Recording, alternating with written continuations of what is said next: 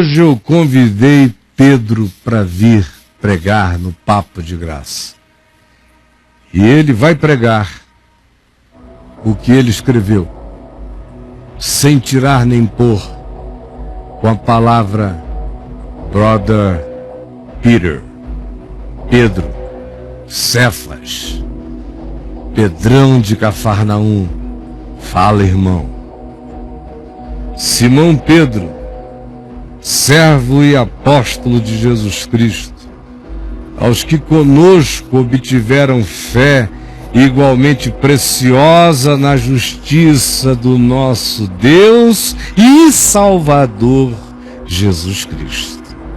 Graça e paz vos sejam multiplicadas no conhecimento de Deus e de Jesus nosso Senhor, visto como pelo seu divino poder Ele nos tem doado todas as coisas que nos conduzem à vida e à existência piedosa, pelo conhecimento completo dEle, que é aquele que nos chamou para a sua glória, para a sua virtude, virtudes essas as quais nos têm sido doadas pelas suas promessas, pela sua palavra, para que pela palavra e pela gravidez da palavra vos torneis coparticipantes da natureza divina, livrando-vos assim, pelo implante da natureza divina, das corrupções, das paixões que há no mundo e que estão impregnadas na natureza humana.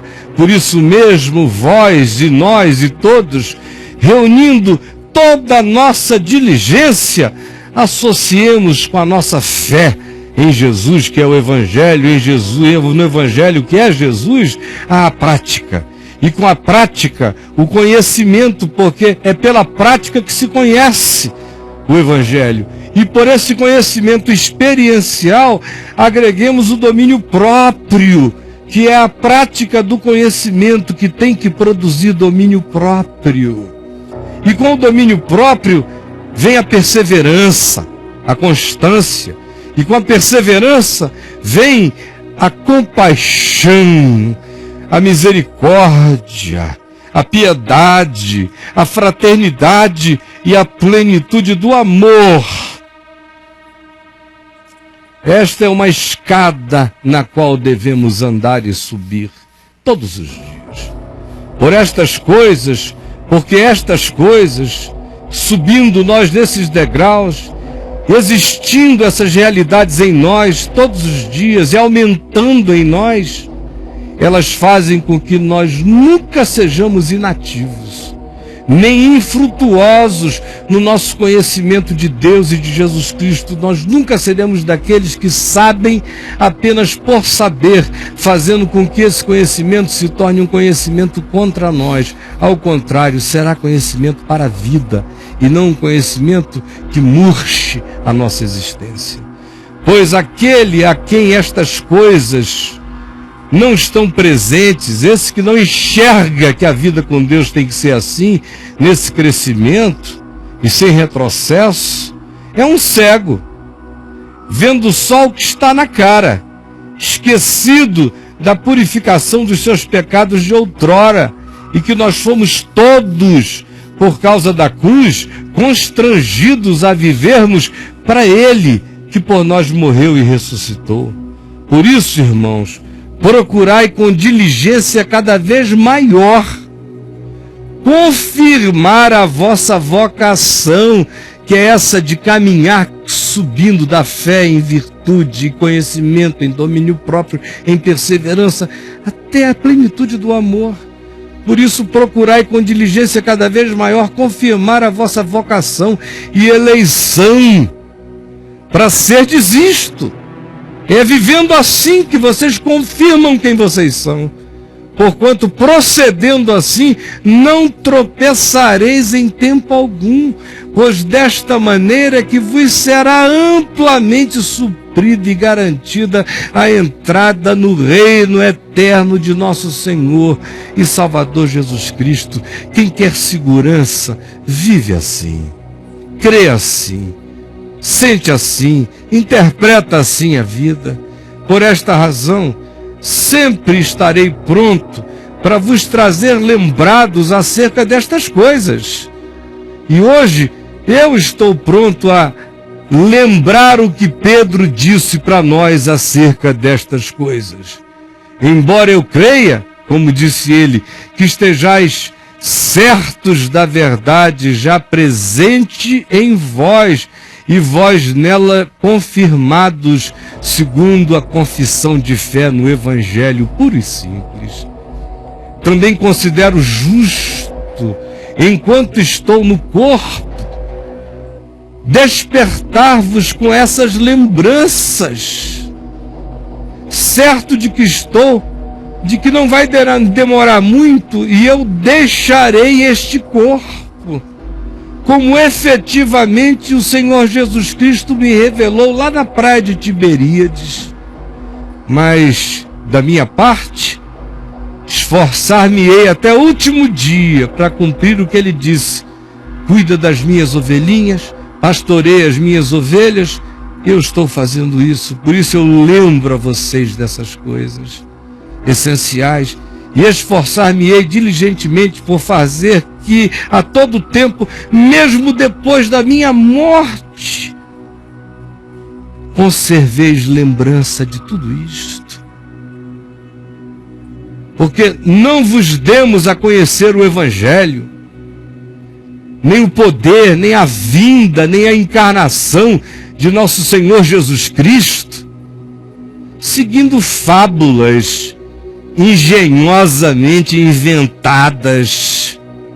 Não, nós mesmos de carne e osso, gente da Galileia, fomos testemunhas oculares da sua eterna majestade. Pois ele, Jesus, recebeu da parte de Deus honra e glória, quando pela glória excelsa lhe foi enviada lá no monte alto, no qual se transfigurou diante de nós a seguinte voz, que disse: este é o meu filho amado, em quem eu me comprazo. Ora, esta voz vinda do céu, nós, eu, Tiago, João, a ouvimos enquanto estávamos com Jesus no monte. Irmão, temos assim tanto mais confirmada a palavra profética dos profetas Isaías, Jeremias e de todos, pela palavra do próprio Deus falada a nós, que nós ouvimos. E fazeis bem atendê-la, porque ele é o Filho amado, em quem o Pai tem todo o seu prazer. Quem quer dar todo o prazer ao Pai, acolhe ao Filho, uma vez que dele fique sabendo. Acolhe o Filho. Esta é a palavra do prazer, da alegria do Pai. É quando eu vivo por meio do seu Filho. É quando eu quero ser filho de Deus, mostrando que eu quero a semelhança do primogênito entre muitos irmãos, que é Jesus. Temos assim tanto mais confirmada a palavra profética, e fazeis bem em atendê-la, como uma candeia que brilha em lugar tenebroso, até que o dia clareie e a estrela da alva nasça em nossos corações, sabendo primeiramente isto, que nenhuma profecia da Escritura provém de particular elucidação, construção, elucubração ou construção humana. Jamais. Só um louco imaginaria isso. Aquelas pessoas todas pagaram com a vida pelo que confessaram e creram contra tudo e contra todos. Por isso é que eu também vos digo que nunca jamais qualquer profecia de Deus foi dada por vontade humana, porque as profecias sempre vieram contra o fluxo dos poderes do establishment, das forças da tirania. Os meus profetas nunca foram aplaudidos nem glorificados, sempre falaram para serem perseguidos, Nunca nenhuma profecia foi dada por vontade humana, porque nunca nenhum profeta foi honrado. Profeta honrado é falso profeta. Por isso, nunca, jamais qualquer profecia foi dada por vontade humana. Entretanto, homens santos falaram da parte de Deus, movidos pelo Espírito Santo. Assim como no meio do povo de Israel, no Êxodo, todavia, está relatado que surgiram falsos profetas, assim também hoje haverá entre vós, como há entre vós, falsos mestres, os quais introduziram e introduzirão, como introduzem dissimuladamente, heresias destruidoras, até ao ponto que chegarão de renegarem o soberano Senhor que os resgatou, trazendo sobre si mesmos repentina destruição. Tudo que já se fez do passado se faz do presente de novo, está dizendo Pedro. Como foi na história de Israel, assim é na história da igreja. Não tem e não há a menor razão para pensar que seria diferente. Por isso prestem atenção para que vocês não sejam enganados pela dissimulação desses que trazem heresias destruidoras e renegam o Evangelho de Jesus. E multidões seguirão as suas práticas libertinas, as suas fábulas, as suas invenções, as suas criações, as suas produções pagãs. Muitos seguirão as suas práticas loucas, e por causa deles é que será infamado o caminho do Evangelho, o caminho da verdade, vai ser inflamado no planeta por causa deles. Sim, porque eles não apenas querem usar e abusar de vocês, mas movidos de avareza, pela ganância, eles farão comércio de vocês, venderão vocês em ano eleitoral. Cada voto de vocês é uma fábula, cada coisa de vocês é um negócio. Ter muito crente na igreja é fazer bons negócios paralelos. Vocês se tornarão cédulas de bons negócios e serão seduzidos com palavras fictícias, com evangelhos inventados. Para eles, o juízo lavrado a longo tempo não tarda, e a sua destruição não dorme. Ora, se Deus não poupou a anjos, conforme nos diz Gênesis no capítulo 6, quando pecaram, antes, precipitando-os no inferno, os entregou a abismo de trevas, reservando-os para juízo.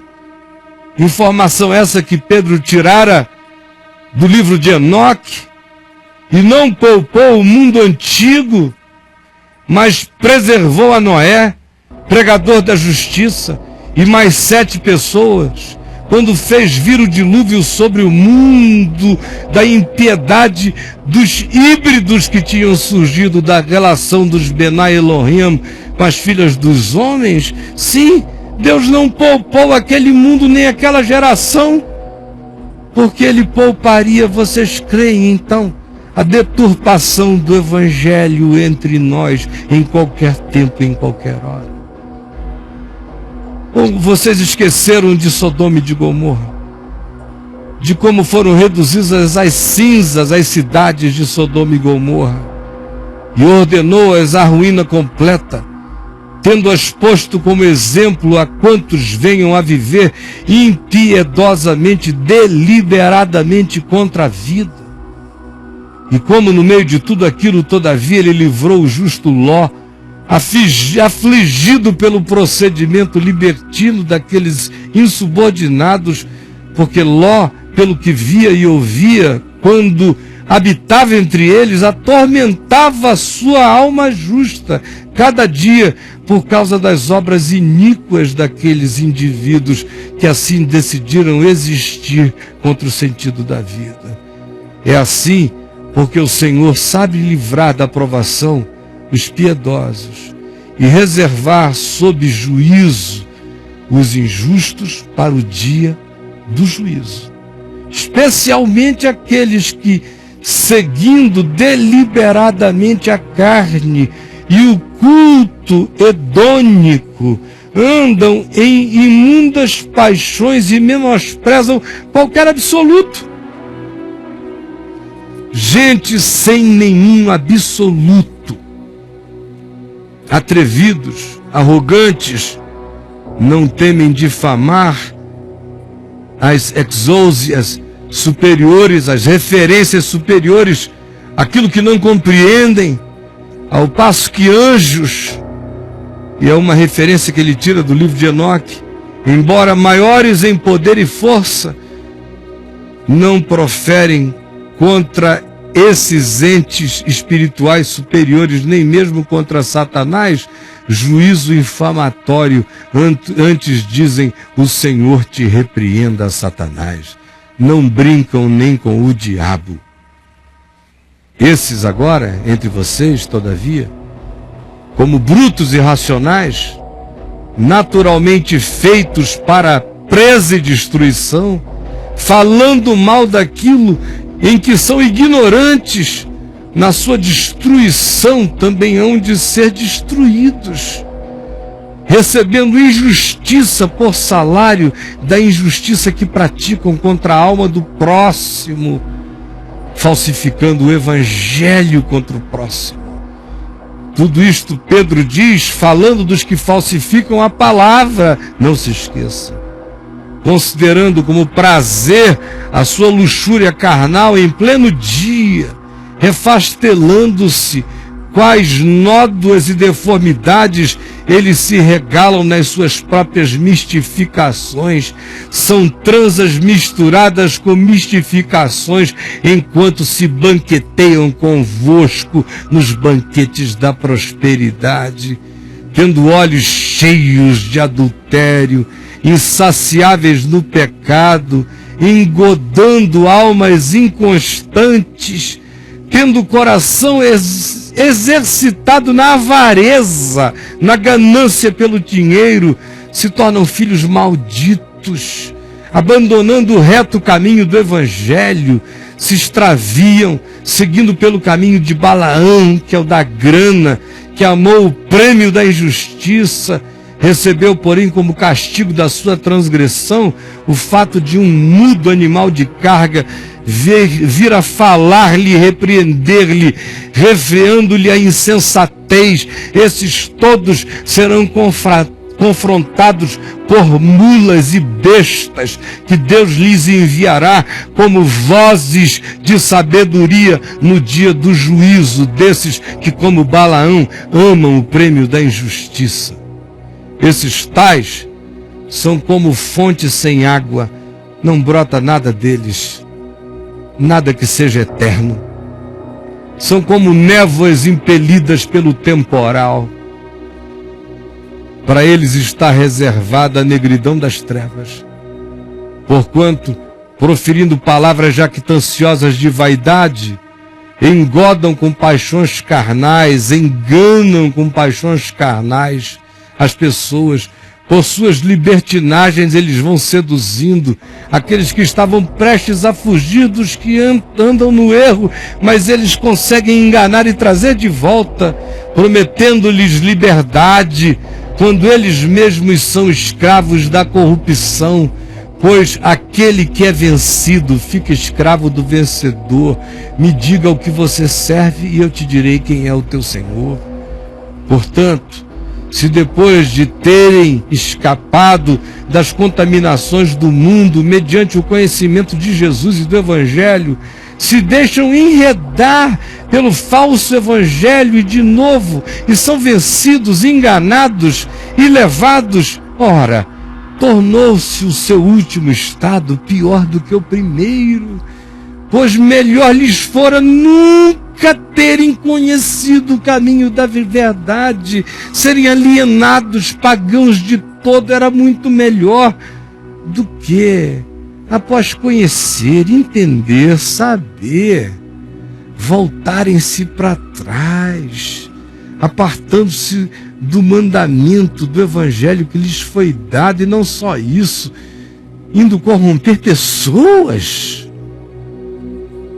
Com eles aconteceu o que diz um certo adágio verdadeiro, um ditado popular: o cão voltou ao próprio vômito e a porca lavada voltou a revolver-se no lamaçal. Amados, esta é agora a segunda epístola que vos escrevo.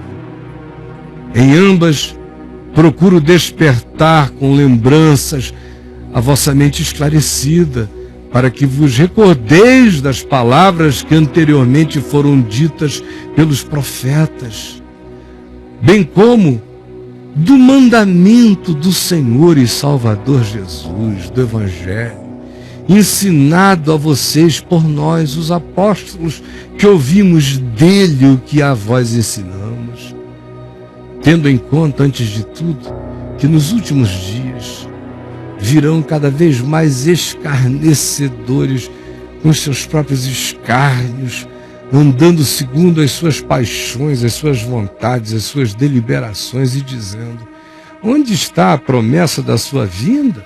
Já faz tantos anos, tantos milênios, tantas décadas, tantos séculos. Cadê? Porque desde que os nossos pais dormiram, desde que os apóstolos falaram isto, nada mudou, tudo continua como desde o princípio. Eles deliberadamente esquecem, deliberadamente eles esquecem. O escárnio deles é fruto de uma deliberação mais profunda no coração.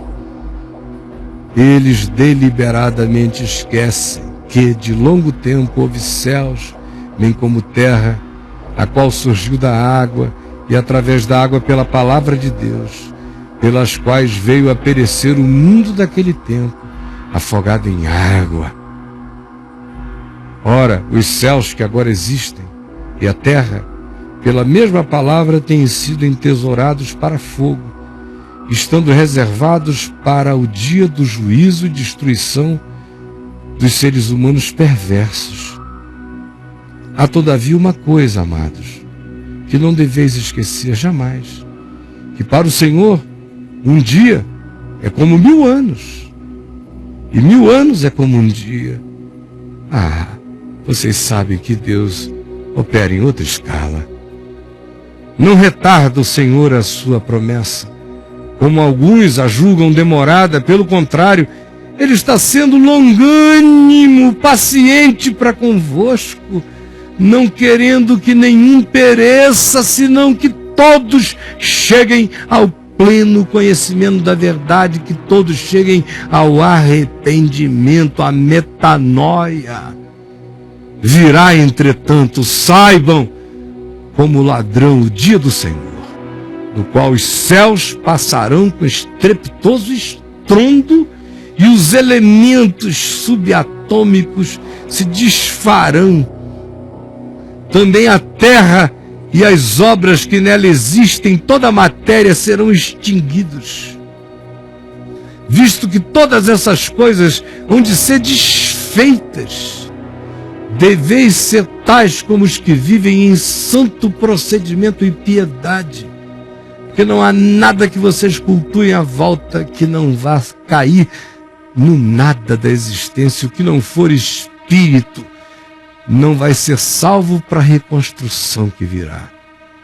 Por isso, vivam esperando e apressando a vinda do dia de Deus, por causa do qual os céus incendiados serão desfeitos e os elementos abrasados se derreterão.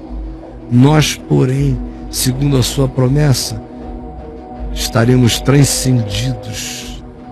Por isso é que esperamos novos céus e nova terra, nos quais habita a justiça.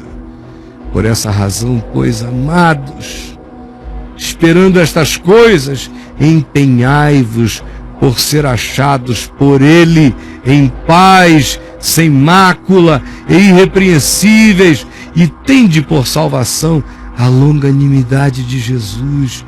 Sim, como igualmente o nosso amado irmão Paulo vos escreveu, dizendo a mesma coisa, que nós somos salvos pela longanimidade de Deus, que Ele dá tempo.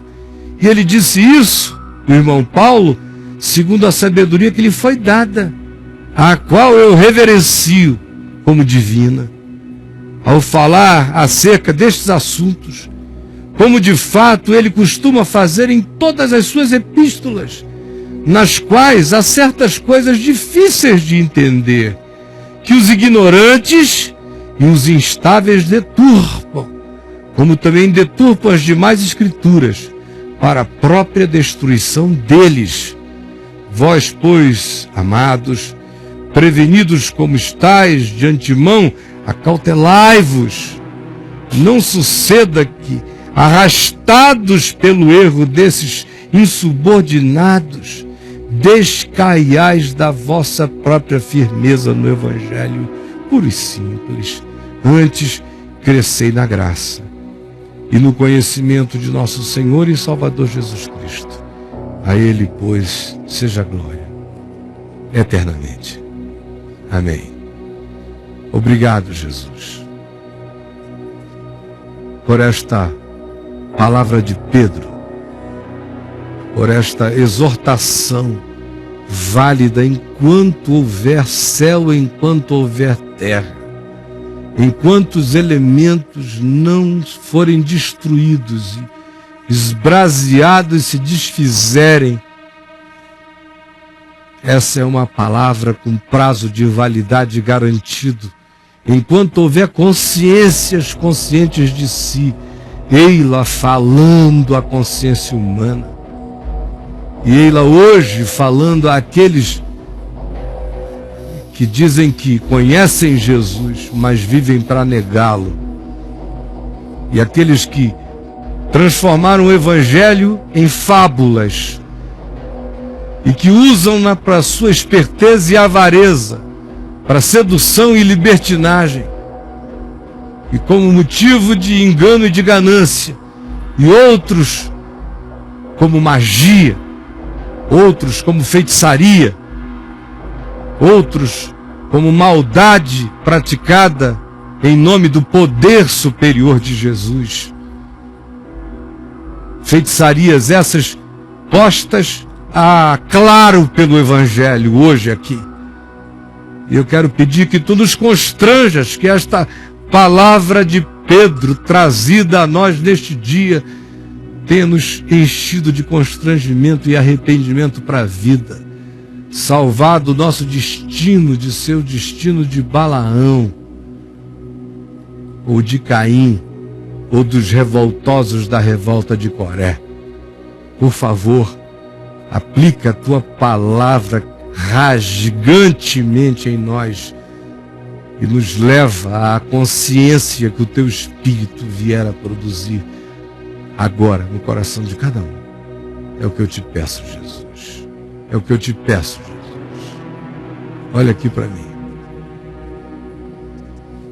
Há uma quantidade enorme de temas do Evangelho com aplicativos para a condição de cada um de nós que apareceram durante essa leitura que eu fiz. Eu quero que você olhe para dentro do seu coração e você considere o que foi que nisso tudo o Senhor falou a você de verdade. O que foi? Agora, por que Pedro disse tudo o que disse? Porque o povo estava sendo envenenado. O povo estava sendo envenenado pelos maus pastores, pelos maus bispos. Estavam dando heresias contaminadas para o povo comer. Em momento algum aqui Pedro está falando com feiticeiros pagãos do Império Greco-Romano. Não. Ele está falando com gente que conheceu o Evangelho e deixou, largou. Que seguiu uma fábula, que preferiu uma coisa que dava mais vantagem imediata. A ênfase aqui é na avareza, é na manipulação, é na dissimulação, é no engano. A ênfase é na inocuidade de uma existência que faz propaganda de si com o nome de Deus para tirar vantagem do próximo, e de uma insubordinação total à simplicidade do Evangelho, à obviedade do Evangelho. É o que Pedro denuncia, a insubordinação total à obviedade do Evangelho, por parte desses que deliberadamente se mostraram contra. Então eu quero que você, tendo ouvido tudo que foi dito, me diga, o que foi que o Espírito de Deus falou com você? Que tema o Espírito de Deus trouxe à luz hoje no seu coração, enquanto você ouviu a pregação de Pedro na sua segunda epístola? O que foi que o Espírito Santo trouxe ao seu coração enquanto você ouvia Pedro pregar no Papo de Graça? É a minha pergunta. O que foi que o Espírito Santo trouxe ao seu coração enquanto você ouvia Pedro pregar no Papo de Graça?